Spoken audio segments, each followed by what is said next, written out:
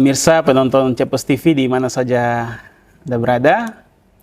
Kita kembali dalam acara podcast kita, Ngopi Bareng Redaksi, Cendrawasih Pos. Kali ini kita datang pada suasana yang sedikit berbeda. Biasanya kita di dapur redaksi, kita ada di kediaman Bapak Bupati Jayapura, Bapak Matius Awitau, dalam suasana yang nyaman di kediaman beliau.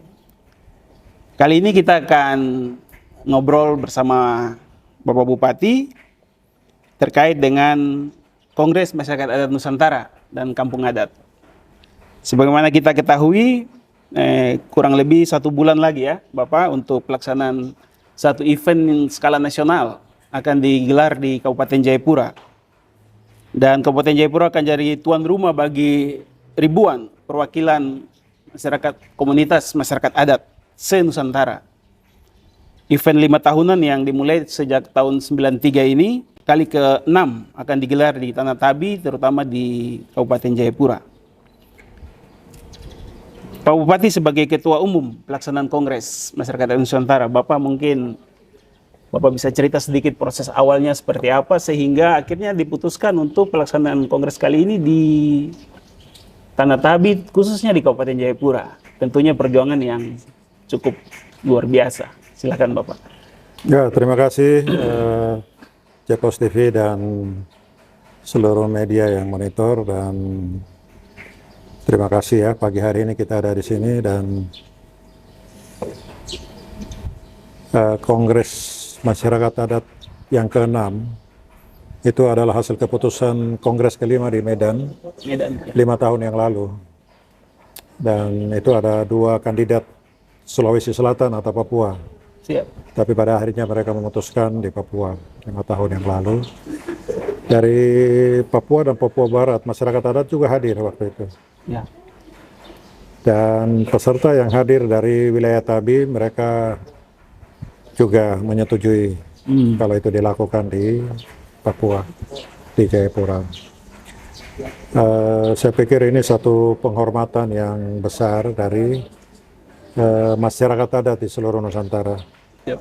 Bahwa mereka memutuskan kumpul di sini lagi. Yeah. Karena itu slogan atau moto Kongres di sini adalah kita orang ada. Kita orang ada. Oke. Jadi silakan datang. Kita orang ada. Saya pikir istilah ini juga punya makna yang dalam. Ya. Ini agenda masyarakat adat, bukan agenda pemerintah atau bukan agenda apapun, murni masyarakat adat. Ya, saya karena dipilih, ditunjuk ya kayaknya itu, bukan dipilih. Jadi ditunjuk dari sana, aduh Pak Bupati bisa tolong kah? Ketua panitia di situ. Iya. Saya bilang oke, tidak apa-apa. Kita siap saja. Kebetulan juga RPJMD Kabupaten Jayapura selama 2 periode ini penguatan masyarakat adat itu menjadi nomor 1. Iya. Nah, karena itu kita konsisten bahwa pemerintah daerah memang sedang berbicara itu. Betul. Jadi itu bagian dari tugas saya juga, karena itu menjadi agenda pemerintah. Dan kita bisa memberi ruang kepada masyarakat adat di wilayah Tabi untuk mencari tuan rumah yang baik. Baik ya. Dan saya pikir ini sambutan masyarakat luar biasa, menyambut. Mereka mendapat penghargaan, penghormatan untuk di kampung mereka, di tempat mereka, saudara-saudaranya dari seluruh Indonesia bisa datang. Iya, Bapak. Tentunya setiap kongres itu punya harapan akan menghasilkan sesuatu terkait dengan persoalan masyarakat adat itu sendiri. Untuk kongres ke-6 ini, kira-kira apa menjadi tujuan atau sasaran yang hendak dicapai, terutama juga bagi Papua, tanah Papua, dan juga khususnya Kabupaten Jayapura? Iya, memang ini ada 2 hal yang harus mendapatkan tempat makna dari kongres ke-6 di Papua ini. Secara nasional, pergumulan masyarakat adat adalah bagaimana ruang-ruang kelola mereka itu bisa diakui oleh negara, Baik. hak-hak mereka. Ya. Mereka juga ingin memberikan kontribusi yang lebih untuk masyarakat, bangsa dan Bangsa negara. dan negara ya. Betul. Karena mereka merasa memiliki bangsa ini sangat kuat. Sebelum ada negara, sebelum ada organisasi apapun, Ya. mereka ya Masyarakat adat. menghadirkan negara ini. Betul, betul. Dan mereka merasa bertanggung jawab untuk memberikan kontribusi. Nah, mereka juga sedang menggumuli tentang apa yang negara hadapi, tantangan-tantangan mengenai ketahanan pangan ke depan, bagaimana untuk ketahanan energi, Siap. bagaimana adat menjadi kekuatan untuk menjaga kontinuitas perjalanan bangsa ini. Iya. Mereka sangat peduli. Nah, karena itu memang dialog-dialog dengan negara ini penting Iya. supaya fondasi ini jangan dilupakan. Betul, betul. Saya pikir itu, tapi khusus untuk Papua, ini daerah Otsus. Ya. Orang semua sedang bicara mengenai Otsus 20 tahun yang lalu. Betul. Sekarang masuk pada 20 tahun yang akan datang. Ini ajang pembuktian di Papua. Siap. Jadi mari kita melihat itu dan mari kita berpartisipasi, Ya. mendukung dan mewujudkan dalam suasana itu. Kongres ini biasa diselenggarakan bulan Maret. Tetapi kami minta bisa atas usulan masyarakat adat, kalau bisa di bulan Oktober, tanggal 24 pembukaannya. Oh ya. Karena tanggal 24 Oktober itu hari kebangkitan adat di Kabupaten Jayapura. Oh, siap. Jadi ini ulang tahunnya yang ke-9, bulan ya? Oktober nanti. Wah. Jadi 9 tahun kebangkitan masyarakat adat dirayakan dalam suasana seperti ini. Ya. Dan itu kebanggaan untuk Betul. masyarakat adat di sini. Iya, iya. Ulang tahun yang ke-9 dihadiri oleh seluruh saudara-saudara mereka, masyarakat adat dari Aceh, Sumatera, Kalimantan, Sulawesi, dan segala macam mereka akan ada di sini. Iya. Dan itu saya berharap ini adalah ajang mereka dan mereka akan merayakan dan mereka akan melakukan yang terbaik. Betul. Tapi saya lihat dari sisi Otsus. Betul, siap. Otsus Papua ini 9 tahun kebangkitan masyarakat adat di Jayapura ini mereka sudah menghasilkan kodifikasi 14 kampung adat. Betul. Mereka sudah menghasilkan pemetaan-pemetaan wilayah adat, kepastian kepemilikan tanah. Betul. Itu mereka sudah kerjakan. Iya. Dan juga hutan-hutan adat sudah kita buat keputusan Bupati terhadap penetapan hutan-hutan adat itu puluhan ribu hektar. Nah, itu hadiah 9 tahun kebangkitan adat masyarakat di Jayapura. Atau itu merupakan apa ya?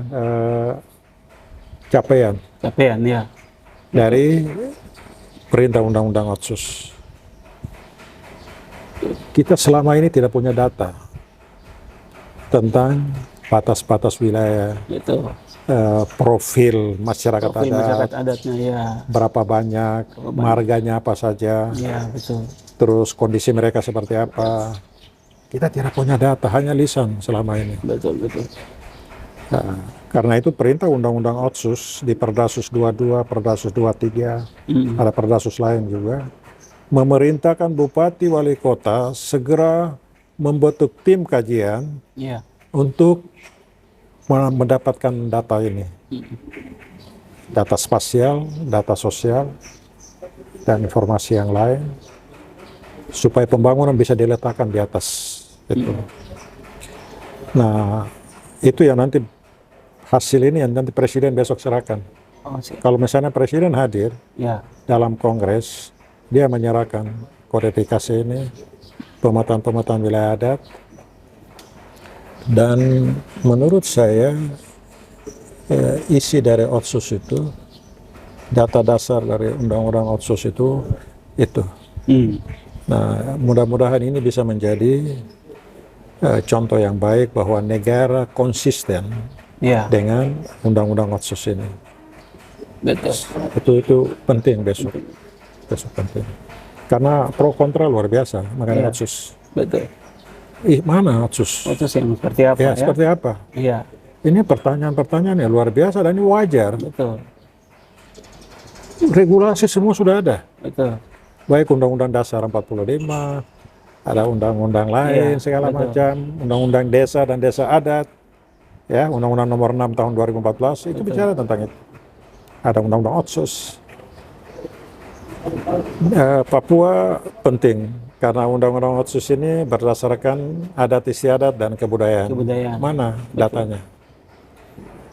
Nah, kemarin kita berharap Presiden bisa menyerahkan itu momentum luar biasa untuk Kongres. Di tengah-tengah Kongres ini ada suatu pengakuan negara terhadap keberadaan masyarakat adat. Iya, tentunya ini menjadi momentum sejarah ya bagi masyarakat adat, bukan hanya di Papua atau di kabupatennya, tapi seluruh Nusantara. Dengan adanya pengakuan yang tercatat secara sah oleh negara terhadap kampung adat. Di kabupaten ada 14 kampung adat. Capaian yang luar biasa, terutama kita tahu bersama aktor utamanya Pak Bupati sendiri dengan memperjuangkan begitu luar biasa selama 9 tahun akhirnya diakui. Mungkin Pak Bupati bisa menjelaskan apa dampak pengakuan masyarakat adat terhadap eksistensi dari masyarakat adat sendiri, khususnya Kabupaten Jayapura dan di Indonesia secara umum dengan pengakuan oleh negara itu. Ya, kampung adat ini sudah ada sebelum ada negara. Iya. Sudah tatanan, nilai-nilai, mereka punya sistem, ada kelembagaannya, ada sistem kepemimpinannya dan seterusnya. Dan itu luar biasa dan itu asli. Asli yang dimiliki oleh masyarakat. Nah, setelah pemerintah memperlakukan sistem desa ini secara serentak di seluruh Indonesia, maka ini menjadi konflik, berbenturan dengan sistem yang asli. Sistem pemerintahan desa dan adat ya. Padahal semua mengurus mengenai kesejahteraan. Tapi pembiaran ini terlalu lama. Pembiaran ini. Tapi mereka tidak pernah mati. Mereka masih ada. Tidak pernah difasilitasi oleh negara pun. Mereka masih kuat. Begitu. Betul. Saya tahun berapa ya? 2005-2006 kami undang Uncen buat kajian. Waktu saya di NJW, bukan di buat kajian dualisme kepemimpinan. Nah, kita buat FGD, pemerintah kabupaten juga hadir waktu itu. Kita bicara dan akhirnya kita memutuskan bahwa ini alternatif pemerintahan yang bisa kita lakukan di bawah. Nah, kita berjuang. Tahun 2008 itu juga kita buat draft sama-sama dengan teman-teman Uncen, masyarakat adat, diantar ke kabupaten. Wah, itu euforia luar biasa, diantar tari-tarian, semua happy, semua semangat ya. Sampai di DPR juga ada, pas ada sidang, ada bupati, ada segala macam, tapi wakil yang hadir waktu itu. Menyerahkan, terus mereka terus setelah itu ada komunikasi dengan DPR, tapi tidak pernah dibahas, tidak tahu mereka buang di mana. Ada banyak pemahaman yang luar biasa waktu itu. Ya, terus masyarakat adat meminta saya untuk maju sebagai bupati. Bapak harus maju. Saya tidak siap, saya tidak punya apa-apa dan sebagainya. Ya, bersyukur dari situ sampai kita juga komunikasi terus dengan Kementerian Dalam Negeri. Draft yang kita susun, kita bicara begini-begini. Dan mereka sambut. Terutama direktur di Direktorat Jenderal Bina Desa. Dia sangat antusias. Direktur sampai sekarang masih ada.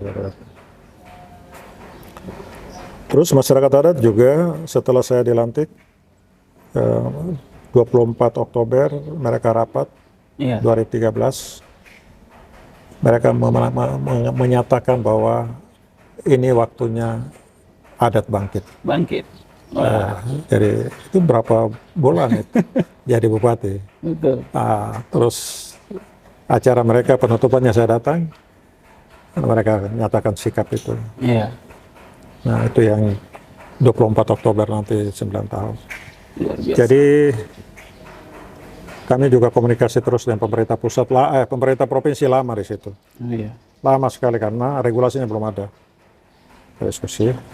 Terus fraksi Otsus datang ke Jayapura, kita diskusi dengan masyarakat adat. Mereka menyampaikan pentingnya dan segala macam. Nah dari situ baru fraksi Otsus mendorong untuk Perdasus atau Perdasi. Perdasi. Itu juga perdebatan lama. Masih tarik ulur juga ya. Tarik ulur. Biro Hukum bilang harus Perdasus dan sebagainya. Terus teman-teman dari partai dari Nasdem mereka telepon, Bapak ini, apa yang kami bisa perjuangkan, Perdasi atau Perdasus? Saya bilang Perdasi. Iya. Karena ada undang-undangnya. Ada undang-undangnya. Ya, pasti. Ya. Nah dari situ sudah. Ya kita bersyukur, ini doa dari semua masyarakat adat, jati diri mereka, negara sudah memberikan pengakuan luar biasa untuk didaftarkan sehingga mereka mendapatkan kodifikasi kampung adat di Indonesia. Itu tantangan terbesar apa waktu Bapak melakukan itu? Sampai bisa ada Tantangan terbesar itu adalah segi regulasi. regulasi ya. Terus pemahaman orang terhadap kampung adat juga di semua tingkatan itu terbatas. Sangat terbatas. Ya, Betul. ini nanti seperti apa? Iya betul. Itu pertanyaan terbesar. Ini nanti seperti apa? Ini di masyarakat adat sendiri bertanya. Iya, jangankan ini di Sentani sendiri atau di Kabupaten Jayapura juga ada yang bertanya-tanya juga. Anak-anak adat sendiri juga. Iya. Ini barang ini kalian punya. Betul. Kenapa bertanya? Betul. Gitu. Tapi berangkat dari tadi ada kajian dari teman-teman Uncen, kita coba lihat masyarakat adat Bali sampai sekarang desa adat mereka belum ada kodifikasi. Padahal mereka lama sekali. Paling duluan sebenarnya Bali. yang terkenal di Indonesia. Terkenal di Indonesia. Betul. Kenapa? Karena memang harus sesuai dengan regulasi. Begitu apa yang negara mau, harus berdasarkan sejarah asal usul kampung itu. Dan masih ada sistemnya dan segala macam. Karena persyaratan-persyaratan harus dipenuhi. Betul. Di Undang-Undang Otsus juga ada perintah dari Perdasus. Iya. Bupati harus membentuk tim kajian dari akademisi, dari berbagai lembaga dan sebagainya, dari masyarakat adat. Nanti mereka akan lakukan kajian dan pemetaan dan segala macam. Dan harus didanai. Betul. Jadi kita hanya meneruskan saja apa yang sudah dipikirkan oleh orang-orang hebat dulu. Betul. Yang mendorong Otsus di Papua ini. Iya. Saya meskipun ada kekurangan Undang-Undang Otsus, tetapi saya secara pribadi hanya Undang-Undang Otsus inilah yang memberikan kepastian hukum terhadap hak-hak kita. Di luar dari itu tidak ada. Tidak ada. Betul. Nah, itu luar biasa itu. Ini ada pertanyaan juga Bapak. Dengan pemerintahan desa yang ada selama ini itu seperti apa nanti?